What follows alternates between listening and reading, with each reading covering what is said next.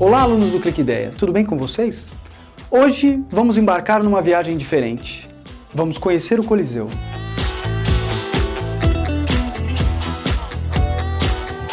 Entre o ano 753 a.C. e o ano 476 da Era Cristã, a sociedade romana constituiu o maior império da antiguidade, estendendo-se sobre a Europa, Ásia Menor e parte da África. O legado romano para a posteridade é muito amplo. Podemos identificar marcas na arquitetura, na política, nas artes, na economia, em diversas línguas faladas pelo mundo todo, na própria religião cristã. A imagem ao fundo mostra o grandioso Coliseu de Roma, obra arquitetônica maiúscula construída entre os anos 68 e 79 da Era Cristã. Essa outra imagem mostra o interior do Coliseu já nos dias de hoje. O Coliseu era um teatro, um tipo de obra tradicional na arquitetura romana. Seguindo o padrão grego, mas com algumas modificações, os teatros romanos começaram a surgir no fim do período republicano e eram construídos preferencialmente no centro das cidades. Diferentemente dos gregos, os romanos construíam os teatros em áreas planas, a partir de uma estrutura de pilares e abóbodas. A construção foi capaz de abrigar cerca de 90 mil pessoas, mas originalmente a capacidade foi projetada para 45 mil pessoas, distribuídas em 3 andares. Porém, no século III, um 4º andar foi construído, dobrando a capacidade original de público.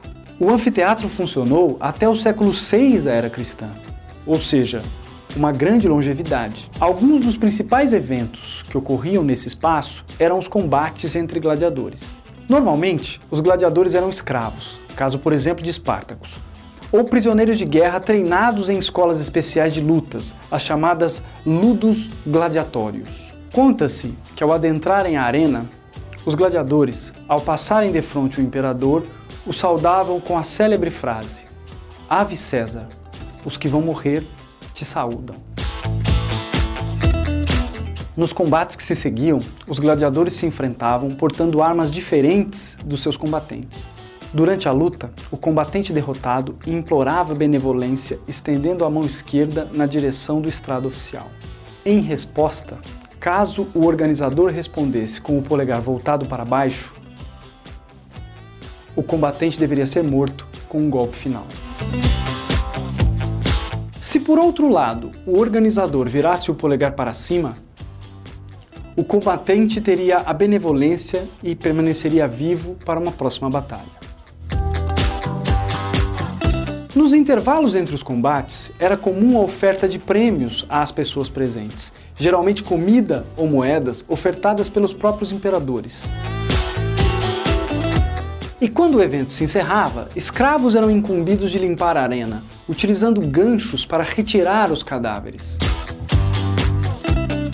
Para além dos combates entre gladiadores, o Coliseu também foi palco de enfrentamento entre animais ferozes, trazidos da África, e guerreiros. Muitas vezes, esses animais ferozes eram atiçados contra condenados indefesos amarrados em postes. Um terceiro tipo de evento era o combate entre animais de espécies diferentes, como elefantes contra ursos, rinocerontes contra cavalos, por exemplo. Os cristãos foram uma das vítimas mais comuns desse tipo de espetáculo. Um dos maiores perseguidores dos cristãos foi Nero, o último imperador da dinastia Júlio-Claudiana.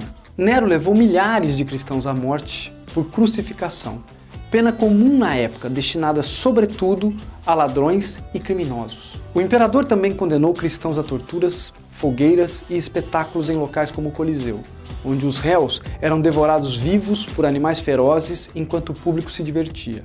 A diversão do povo romano com os espetáculos sangrentos realizados no Coliseu fazia parte da famosa política do pão e circo, também conhecida como política do panis et circenses, na forma latina. Durante o Império, o território dominado por Roma abrangia uma área de cerca de 3,5 milhões de quilômetros quadrados, abrigando uma população estimada de mais de 70 milhões de pessoas.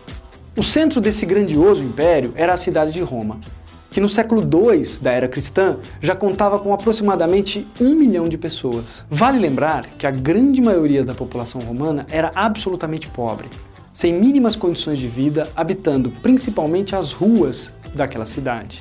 Além disso, com a transição da República para o Império, ocorreu uma importante perda de direitos, que passaram a se concentrar nas mãos do imperador, caso, por exemplo, de Otávio Augusto. Para diminuir a grande insatisfação popular, as autoridades distribuíam de tempos em tempos alimentos e benefícios à população, além de promover sistematicamente espetáculos gratuitos e diversão. A expressão pão e circo teria sido cunhada pelo poeta e retórico romano Décimo Júnio Juvenal, que viveu aproximadamente entre os anos 60 e 127 da era cristã. Em uma de suas sátiras, o autor escreveu uma de suas máximas mais conhecidas. Sobre os romanos, que antes eram tão poderosos, tornaram-se escravos de prazeres corruptores e só precisam de pão e circo. Às vezes nós achamos que no Brasil existem muitos feriados no nosso calendário atual. No caso de Roma, na época da política do pão e circo, os feriados chegavam a ser 175 por ano. E muitas vezes as celebrações se estendiam por dias e dias a fio. No caso da inauguração do Coliseu, por exemplo, a festa se estendeu por mais de 100 dias. Naturalmente que o custo desta política foi enorme, causando elevação de impostos e sufocando a economia do Império. Porém, a partir do ano 404 da era cristã, os eventos com mortes humanas no Coliseu passaram a ser proibidos. O Coliseu permaneceu como sede principal dos espetáculos da sociedade romana até o período do imperador Honório, no século V da era cristã. A construção foi seriamente danificada por um terremoto ocorrido no mesmo século, vindo a ser restaurada mais tarde, na época de Valentiniano III. Muito tempo depois da queda do Império, já no século XIII da era cristã, a família Frangipane transformou o Coliseu em fortaleza. Porém, ao longo dos séculos XV e XVI, período de grande instabilidade política e econômica, a construção foi saqueada diversas vezes, perdendo grande parte da sua infraestrutura e dos seus materiais preciosos, principalmente os metais. Atualmente, a construção é um dos principais cartões postais italianos e certamente uma das obras arquitetônicas mais conhecidas do mundo todo. Porém, nem todos os turistas que visitam o Coliseu diariamente sabem da longa história de sangue e violência construída naquele lugar. Gostaram da nossa viagem pelo Coliseu? Se quiserem saber mais sobre o tema, acessem o nosso portal. Muito obrigado pela companhia e até a nossa próxima videoaula.